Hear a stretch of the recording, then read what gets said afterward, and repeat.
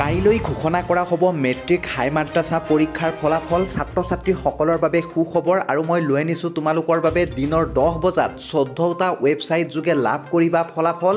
আৰু তোমালোকক মই এই মুহূৰ্তত জনাইছোঁ 14টা ৱেবছাইটৰ এখন লিষ্ট ওলাই আহিছে ছেবাৰ ৱেবছাইটৰ ফালৰ পৰা।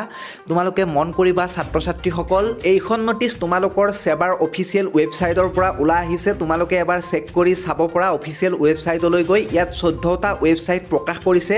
আৰু এই ৱেবছাইট কেইটা মই তোমালোকক নকওঁ, তোমালোকে ধুনীয়াকৈ স্ক্ৰীনশ্বট মাৰি এবাৰ গুগলত চাৰ্চ কৰি চাই ল'বা।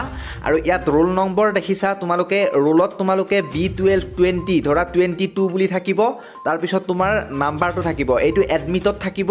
আৰু নংটো তোমালোকৰ ইয়াত দেখিছা 0012 আৰু নংটো তোমালোকৰ এক্সট্ৰাকৈ লিখা থাকিব। তোমালোকে এডমিটখন চাই ভালদৰে লিখিব লাগিব। যেতিয়া ৰিজাল্ট ল'বা তেতিয়া তোমালোকে ৰোলত B20 বা B22 এনেকুৱাকৈ থাকিব তোমালোকে ঠিক তেনেকুৱাকৈ ৰোলত লিখিব লাগিব। আৰু নঙত তোমালোকৰ নংটো লিখিব লাগিব এডমিটত থকা।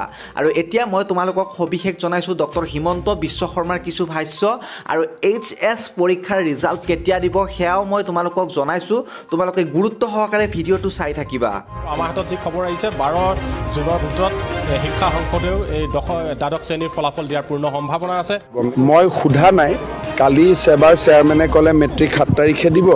হাই ছেকেণ্ডেৰী 10-15 দিনৰ ভিতৰত 7-10 দিনৰ ভিতৰত দিয়ে দিব। এতিয়া মৰমৰ ছাত্ৰ ছাত্ৰীসকল, তোমালোকে নিশ্চয় বুজি পালা তোমালোকৰ যি হায়াৰ ছেকেণ্ডেৰী পৰীক্ষাৰ ৰিজাল্ট, সেয়া হায়াৰ ছেকেণ্ডেৰী পৰীক্ষাৰ ৰিজাল্ট 10-15 দিনৰ ভিতৰত দিব।